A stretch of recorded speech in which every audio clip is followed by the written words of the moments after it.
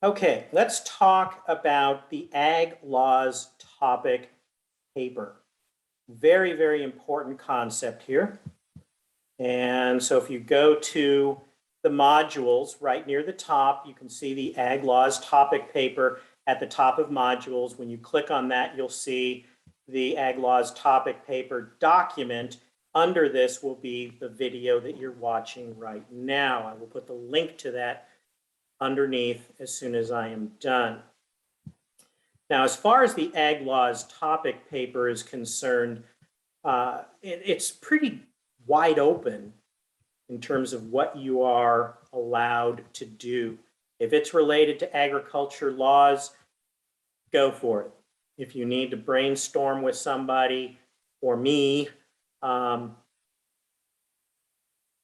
me know. All right. So you're going to select a topic related to ag laws. You could go back to the introduction video and just hit pause as we go down the list, and because they're not going to be open in modules right away, but you can just look at that list that I scrolled down through near the end of the introduction video for ideas. We talked about safety. We talked about biotechnology and labor laws and food safety laws and regulations, and on and on and on.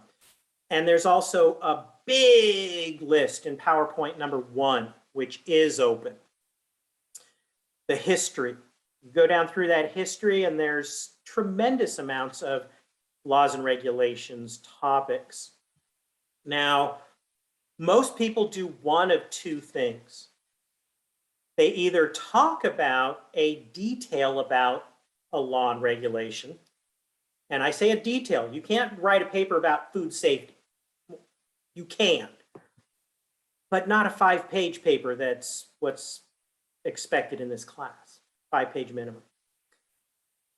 You can write a 100-page paper or a 500-page paper, not a 5-page paper.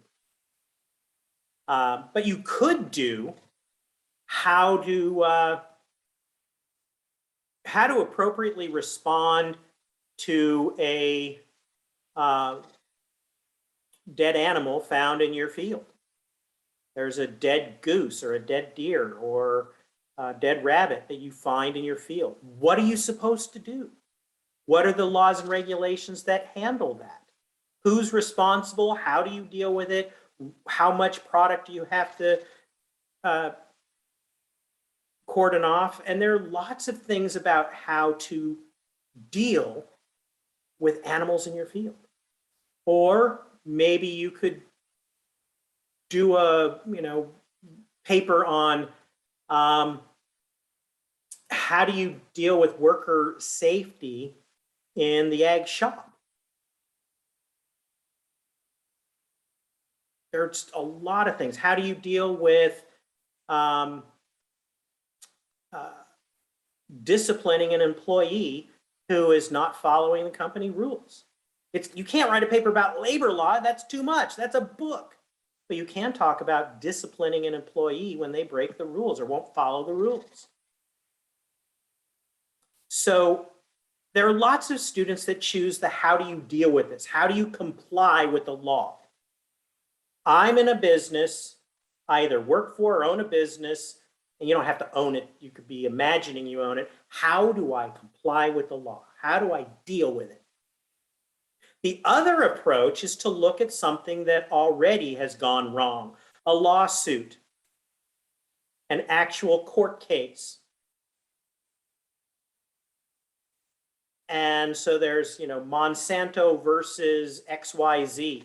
And you write a paper about what happened in that particular case when one company sued another company, or the state went after a violator because they were caught dumping agricultural waste too close to the river in an illegal fashion. So again, you could look at court cases and write a paper about a specific court case.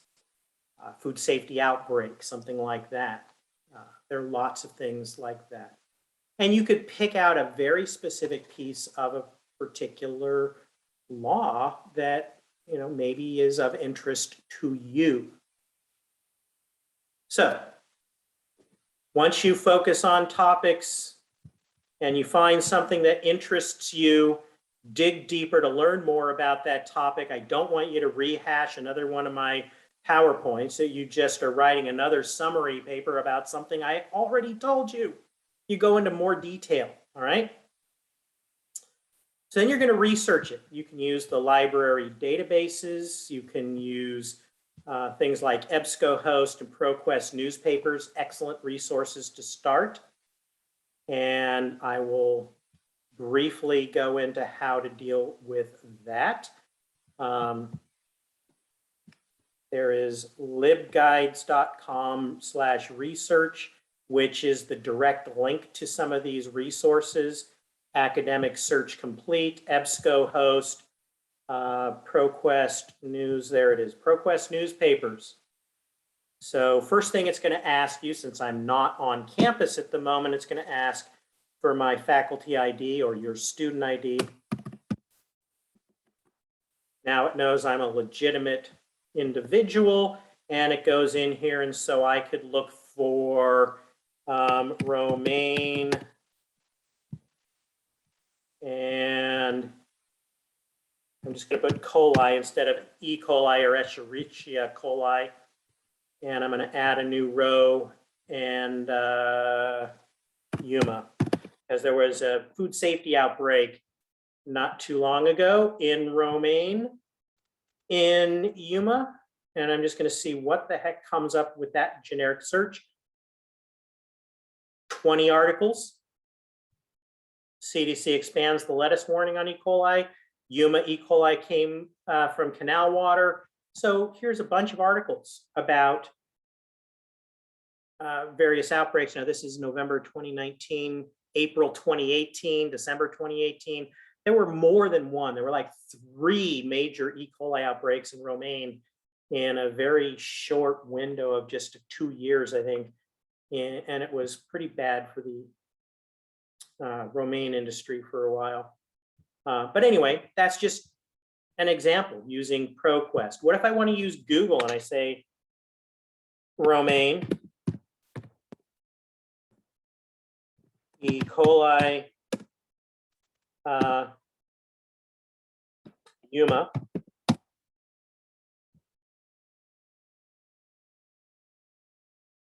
Bingo. There's a bunch of hits here as well. Only 90,700 results. Lots and lots of stuff. Lots of them are going to be bad, but as I play around, I'll find new keywords that might help, like canal. If I'm looking for details on how did they find out it was canal water? So I could use the keyword canal. I might even be able to go site:/gov. Now notice there's no space, site:/gov. That will get me all government sites that match these criteria. So I'm only going to get the National Institute of Health, USDA, the FDA, FDA.gov, FDA.gov. CDC, the CDC.gov. So again, that'll find only government sites, which helps narrow it down. Maybe EDU, educational sites. So there's 287 results that deal with that issue. 4 deaths in E. coli outbreak tied to lettuce on that particular article. Or maybe I know something happened at UC Davis. I can even add ucdavis.edu. Site:/ucdavis.edu. If I really want to be specific because I know something was going on, there's a dozen articles that came out of or were posted to UC Davis related to that. All right. So that hopefully helps with some of the information on how to find resources. There's also some useful links at the top of the modules or the bottom of the content section in modules that I talked about. That was the Webliography. That useful links has some other places you might think of searching for papers. Go to the library or the tutorial center or wherever, Google, I just did newspaper internet search engine. So you can go to, what is it, the Yuma Sun, you could go to the Monterey Herald, you could go to the Salinas Californian, go to the webpage of a newspaper site and search their search tools for articles that maybe were about something, or maybe you find out that there was some major issue where Monsanto sued a person in Ottawa, Canada about some patent infringement. So you find out, okay, what's the newspaper in the area where that happened, and go to their website for the newspaper, do a history search, and maybe you can find an original article in the town where this all took place. Now you got to write the paper, name, date, maybe T 58 in the upper right-hand corner, single spaced, a descriptive title, centered and bold. Do not underline your title. Use 12-point Times Roman font, double spaced, I mentioned that. 1-inch margins all around. I don't want 2-inch margins, so you can squeeze out that 5 pages easier. It's pretty obvious when you do that. 5-page minimum, 10-page maximum. I've never had a couple of 12-pagers over the years. I don't take points off if you go a little too long. I just want to give some guidelines to students that really have a topic that they're delving into. If you go 10, 12, 14 pages, double spaced, because you got a lot of cool stuff you found, that's fine. But you want an A, give me more than 5, please. Please. The Panther Learning Lab has lots of help. You need a works cited to have your citations, plus in-text citations. Every paragraph should have at least 1 or 2 citations in the paragraph, every paragraph, because you're not telling me what you think. I don't care what you think. Okay, maybe I do a little bit, but for this paper, you're telling me what you found. And the only way to tell me what you found is to include where you found it.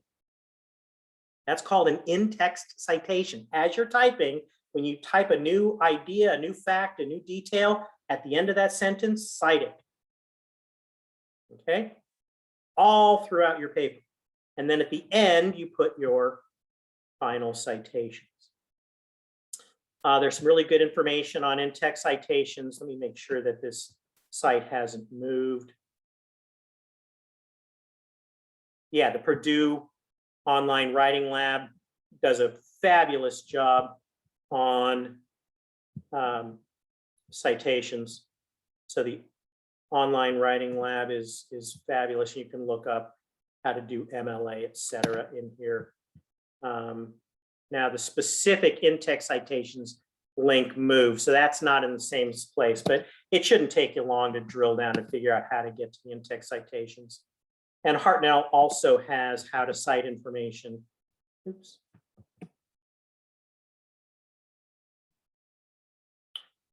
And of course, they moved that one as well. Crud. How do you get there? It's easy. Hartnell.edu/library. And once you get to the library website, hartnell.edu/library, how to cite information. It's right there. So I apologize that they moved it on us yet again. Hartnell.edu, library, how to cite information.html. Why doesn't that work? I guess it now says .html. I don't know. I'm not going to go through all of this, but again, your works cited does not count towards your 5-page minimum. If you have me for other classes, this is a little different. This isn't a science class, so I'm not asking you to do it in a scientific format with a title page and abstract. You do your title and you start your paper. There's no abstract. But the works cited does not count towards your 5. All right?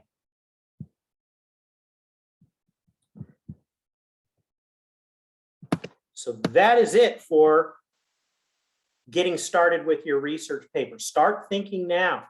Start thinking of some ideas. And it's better if you come to me for help if you've already thought about it, if you've already done a little work. So when I'm talking to you, I'm not just talking to myself. I'm actually talking to somebody who's done a little bit, who's looked through some things on the history PowerPoint, who's already done a few searches and at least has some ideas of an area that you're interested in. All right. So have a fabulous day. And that's it.